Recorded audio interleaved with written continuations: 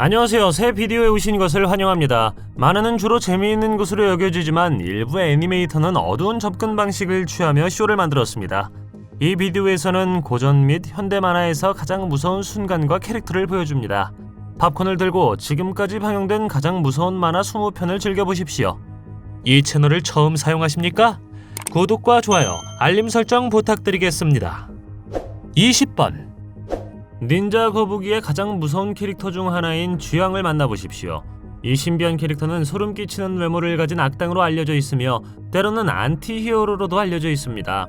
그러나 한 가지 확실한 것은 그는 당신이 엉망으로 만들고 싶은 사람이 아니라는 것입니다. 쥐왕은 종종 몸을 덮는 붕대를 감습니다. 하지만 이것이 그를 무섭게 만드는 것은 아닙니다. 아니, 쥐에 대한 그의 명백한 텔레파시 영향이 그를 정말로 무섭게 만듭니다. 그는 자신의 능력을 사용하여 쥐떼에게 명령을 내리고 자신의 길을 가도록 합니다. 그의 진정한 동기는 종종 수수께끼에 써여 있습니다. 미라지 코믹스에서 쥐왕은 거북이와 케이시를 자신의 영토로 차지하려고 하는 다른 괴물로 오판합니다. 그런 다음 그는 공원을 통해 그들을 쫓고 미켈란젤로를 붙잡아 쥐에게 먹히도록 내버려둡니다. 그리고 시티 오브 워 만화에서 쥐왕은 그에게 악마 같은 쥐 같은 존재로 나타나 힘을 되찾기 위해 쥐를 잡아먹으라고 촉구합니다. 쥐왕은 약간 불안한 것부터 놀라울 정도로 무서운 것까지 다양할 수 있지만 일단 그가 당신을 만지면 당신은 끝납니다. 쥐왕의 캐릭터는 끊임없이 진화하기 때문에 독특하며 닌자 거북이 시리즈에서 몇 안 되는 반복되는 악당 중 하나이기도 합니다. 19번 에디는 롤프의 집에 거처를 마련한 외계인이라는 가장 큰 도전에 직면합니다. 더 에드 커밍은 지미의 악몽을 목격하는 에피소드로 정말 무서운 온 동네가 외계인에게 납치되는 장면입니다. 더 무서운 것은 외계인이 변신할 수 있어 누가 누구인지 알 수 없고 뇌를 빨아들이는 능력이 있는 것처럼 보인다는 것입니다. 에피소드는 외계인 우주선에 의해 행성 표면에서 심기롭게 들어올려진 에디의 소름 끼치는 이미지로 끝납니다. 이 에피소드는 오싹한 시청 경험을 제공하는 진정으로 무서운 시나리오와 이미지를 만드는 애니메이션 용량이 무엇인지 보여줍니다. 18번 노페이스는 2001년 애니메이션 영화 센과 치히로의 행방불명에 등장하는 미스터리한 캐릭터입니다. 노페이스는 주변 사람들 위에 우뚝 솟은 괴물 같은 존재입니다. 그의 어둡고 거의 투명한 몸에는 뚜렷한 인간의 형태가 없어 그를 무섭고 불안한 존재로 만들죠. 이것의 유일한 특징은 결코 만족할 것 같지 않은 위협적인 입을 가리는 밝은 흰색 마스크입니다. 가면에 그려진 감정 없는 미소는 그의 사악한 기운을 더할 뿐이며 이 불운한 생물을 만날 때 조심해야 한다는 것을 분명히 합니다. 그는 주변 사람들에게 두려움을 심어주는 불안한 존재감을 가지고 있으며 그의 소비 욕구는 파괴의 흔적을 남깁니다.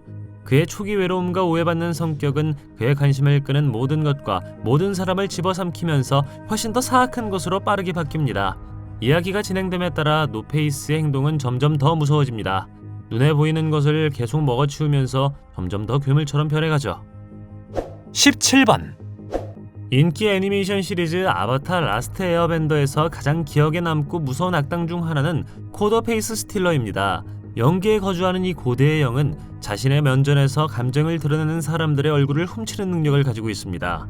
그는 여러 개의 다리와 인간형 얼굴을 가진 거대한 지네 같은 생물로 나타나죠. 얼굴을 훔치는 그의 능력은 충격적일 뿐만 아니라 특히 그가 훔친 얼굴을 사용하여 그가 가져간 사람들을 모방할 수 있다는 사실을 고려할 때 시리즈의 공포 요소를 추가합니다.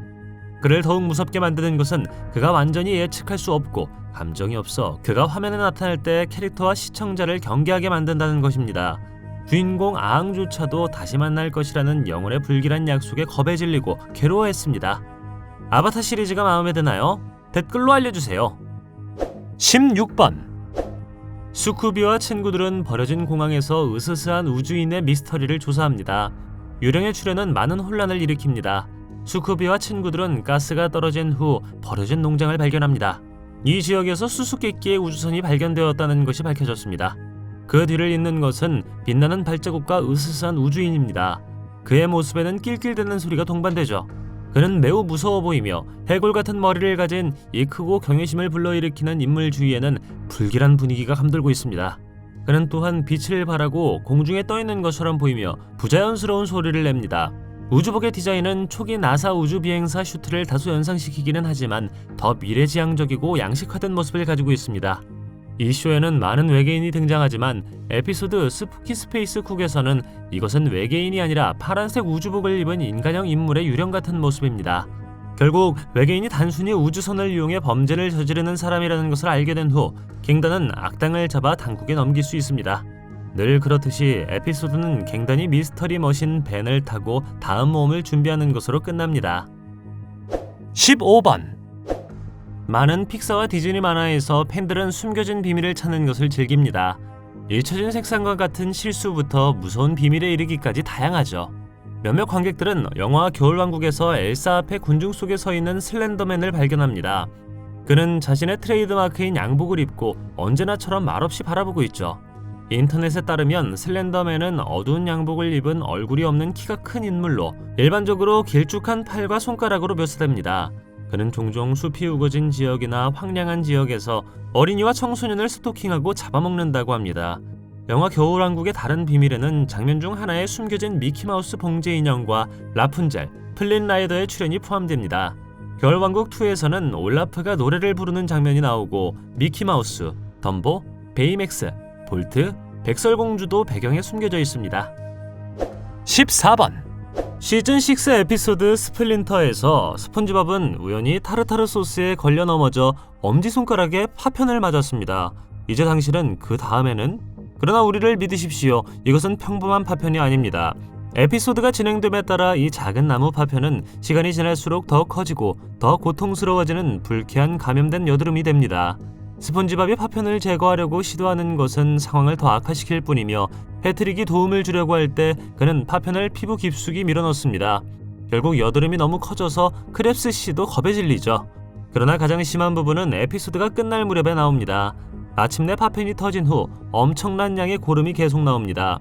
이것은 당신의 배를 뒤집기에 충분하고 주민들도 공포에 질려 움찔합니다. 만약 여러분이 그 쇼의 팬이라면 여러분은 아마 스폰지밥 에피소드가 조금 이상했던 것이 이번이 처음이 아니라는 것을 이미 알고 있을 것입니다.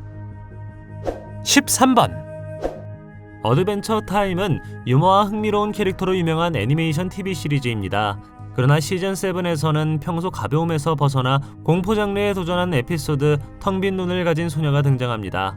이 에피소드에서 핀과 제이크는 자신이 누구인지 어디서 왔는지 기억이 없는 것처럼 보이는 텅 빈 눈을 가진 어린 소녀들을 만납니다. 그들은 그녀를 도우려고 노력하면서 그녀가 실제로 기억을 먹고 사람들의 마음에서 기억을 지우는 초자연적 존재라는 것을 알게 됩니다. 텅 빈 눈을 가진 소녀의 가장 무서운 점 중 하나는 그녀가 현실 자체를 조작할 수 있는 것처럼 보인다는 것입니다. 그녀는 난데없이 출입구를 만들고 손을 흔들어 물체와 생물을 사라지게 할 수 있습니다. 에피소드의 어느 시점에서 그녀는 핀과 제이크의 팔을 나뭇가지로 바꾸기까지 합니다. 12번. 블루캣 블루스는 1956년에 나온 톰과 제리 만화로 시리즈에서 가장 무서운 에피소드 중 하나로 간주됩니다. 만화는 상징적인 고양이와 쥐 듀오인 톰과 제리를 중심으로 전개되지만 이 에피소드는 다른 에피소드보다 눈에 띄게 어둡습니다.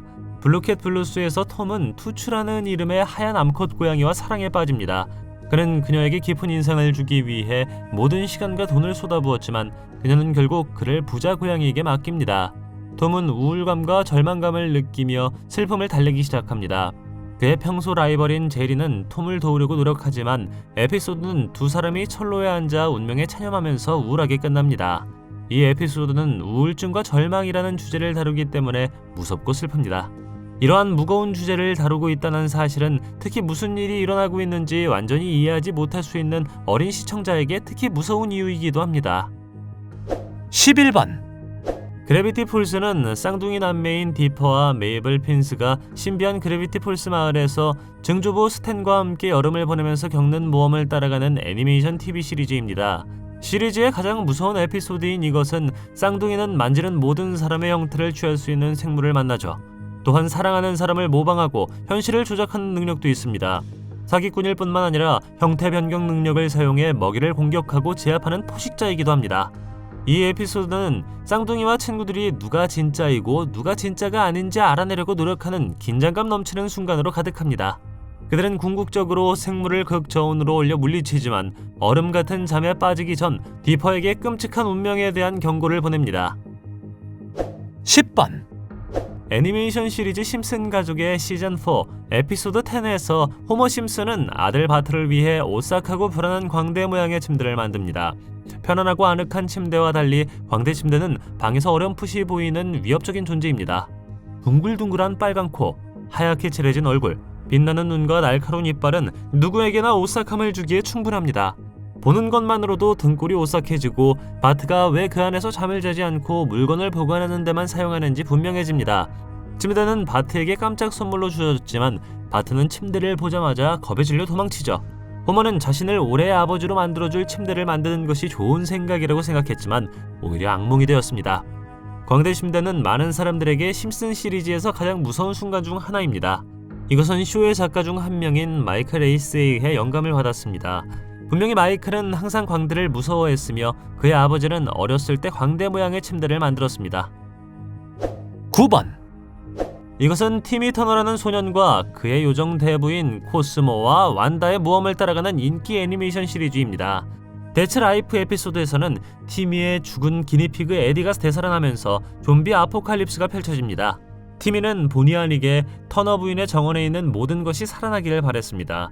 그는 자신의 소원이 의도하지 않은 결과를 낳았다는 것을 깨닫지 못했고 그로 인해 에디는 자신의 죽음에서 자신을 무시한 사람에 대한 복수에 대한 갈망으로 다시 살아났습니다. 분노에 휩싸인 에디는 티미의 부모를 핥히고 공격하여 부수려고 합니다. 에피소드의 클라이맥스는 티미, 코스모, 완다, 에디가 정원에서 나오는 티미의 다른 모든 죽은 애완동물의 무시무시한 언데드 버전을 만나는 것을 봅니다. 8번. 뿔 달린 왕은 1985년 디즈니 영화 검은 가마솥에 등장하는 가상의 인물입니다. 뿔 달린 왕은 언데드 군대를 일으킬 수 있는 강력한 검은 가마솥을 얻으려는 괴물이자 사악한 생물로 묘사됩니다. 이것은 그에게 세계를 지배할 수 있는 힘을 주죠. 그는 부하와 적들에게 두려움의 대상이며 이야기에서 순수한 악의 상징입니다. 그가 검은 가마솥을 얻게 된 동기는 불분명하며 그의 궁극적인 목표는 끝까지 수수께끼로 남아 있습니다. 뿔 달린 왕은 빛나는 붉은 눈, 큰 뿔, 해골 같은 얼굴을 가진 무시무시한 외모와 주변 사람들에게 두려움을 심어주는 위풍당당한 존재로 유명합니다. 그는 잔인하고 가학적이며 다른 사람들의 고통을 즐기며 자신의 목표를 달성하기 위해 자신의 추종자들을 희생시키는데 거리낌이 없습니다. 7번. 블랙잭의 놀라운 모험은 2008년부터 2010년까지 카툰 네트워크에서 방영된 애니메이션 시리즈입니다. 방해하는 고양이라는 제목의 한 에피소드에서 닥터 바버는 캐릭터가 등장하여 신비한 기계를 사용하여 블랙잭의 장기를 제거하고 고양이 장기로 대체합니다. 많은 만화 고양이가 사랑받고 귀여운 동반자로 고양이의 명성에 기여했지만 이 특정 캐릭터는 모든 고양이가 그렇게 순진한 것은 아니라는 것을 끔찍하게 상기시켜줍니다. 그의 섬뜩한 외모는 일부 사람들이 대신 개를 선택하도록 설득할 수도 있습니다. 이 만화 캐릭터는 위협적인 태도와 오싹한 고양이로 악몽을 선사할 것입니다. 에피소드의 이미지도 불안한데 바버 박사의 실험실은 어둡고 불길하며 기계 자체는 공포 영화에서 나온 것처럼 보입니다. 6번. 이것은 닥터 수스의 사파와 인생의 교훈이 위대할 수도 있고 무서울 수도 있음을 보여줍니다. 할로윈 이즈 그린치 나이트는 덜 알려졌지만 덜 무서운 닥터 수스 이야기, 그린치가 크리스마스를 훔친 방법의 프리퀄입니다. 원래 1977년 10월 29일에 방영된 이 스페셜은 그린치가 주민들을 공포에 떨게 하기 위해 마을을 공격하는 밤에 후빌에서 진행됩니다. 그린치는 등골을 오싹하게 만드는 깊고 거친 목소리로 그 어느 때보다 위협적인 모습으로 묘사됩니다. 스페셜에서 한 소녀는 그린치와 대면하여 내면의 악마와 맞서고 두려움을 극복하도록 강요합니다. 과정에서 그는 회전하는 회전목마에서 유령 등 무시무시한 장애물을 만납니다. 5번. 요즘 만화가 너무 폭력적이거나 논란의 여지가 있다고 주장하는 사람은 분명히 옛날 만화를 모르는 것입니다. 빈보의 임무는 1931년 고전 만화입니다. 이 만화는 사랑스러운 개 빈보가 일련의 기괴하고 무서운 인문을 겪도록 강요하는 초현실적인 생물의 비밀 사회를 우연히 발견하는 과정을 따릅니다. 빈보 애니메이션 팬들이 여전히 이야기하는 고문, 광기 및 초현실주의 전시입니다. 이 장면은 캐릭터인 빈보가 잔인하게 비밀 결사에 입문하는 어두운 지하 세계에서 진행됩니다. 빈보는 무서운 공포의 미로를 통과하면서 일련의 의식을 거칩니다. 대형 소품의 사용부터 왜곡된 이미지까지 이 장면은 빈보가 광기에 빠지는 초현실적인 악몽입니다. 만화의 제작자는 애니메이션이라는 매체를 사용하여 당시 용인되는 것의 경계를 넓혔고 오늘날까지 논란의 여지가 있는 불안할 정도로 기억에 남는 장면을 만들었습니다. 4번 캣도그는 니켈로돈에서 만든 미국 애니메이션 TV 시리즈입니다. 성격은 정반대이지만 같은 몸을 가진 고양이와 개의 이야기를 그리죠. 무서운 것에 관해서는 캣도그는 공포 시리즈가 아닙니다. 가벼운 스토리와 엉뚱한 캐릭터가 등장하는 코미디죠. 종종 섬뜩하다고 인용되는 캣도그의 에피소드 중 하나는 나이트메어, 캣도그 피그, 특히 투스픽 헤드라는 캐릭터가 등장하는 나이트메어 부분입니다. 1999년에 방영된 이 에피소드는 캣독이 머리에 이쑤시개를 꽂고 괴물을 공포에 떨게 하는 악몽을 꾸는 이야기를 담고 있습니다. 그러나 가장 무서운 부분은 과학적인 반전이 가미된 인기쇼의 패러디입니다. 이 뒤틀린 영화는 진짜 고양이와 개가 유전적으로 결합되면 어떤 일이 일어날지 보여줍니다. 영상은 캣독의 짧고 고통스러운 삶의 단계를 보여주며 충격적이면서도 섬뜩합니다. 설상가상으로 영화 제작자는 오래된 캣도그 주제가를 수정하고 등골을 오싹하게 만드는 으스스하고 소름 끼치는 곡을 추가했습니다. 3번 토마스 전차 엔진은 다채로운 캐릭터로 유명하지만 소름 끼치는 주제의 에피소드가 있다는 사실을 알고 계셨습니까? 예를 들어 유령 이야기 에피소드는 캐릭터는 그의 고집으로 인해 처벌을 받습니다. 그는 난간을 제거하고 벽돌 벽 뒤에 자신을 가두어 일하기를 거부하죠. 또 다른 에피소드에서는 기차가 분리되는 모습을 보여주는데 이는 일반적으로 젊은 관객을 대상으로 하는 쇼에서 기대할 수 있는 것이 아닙니다.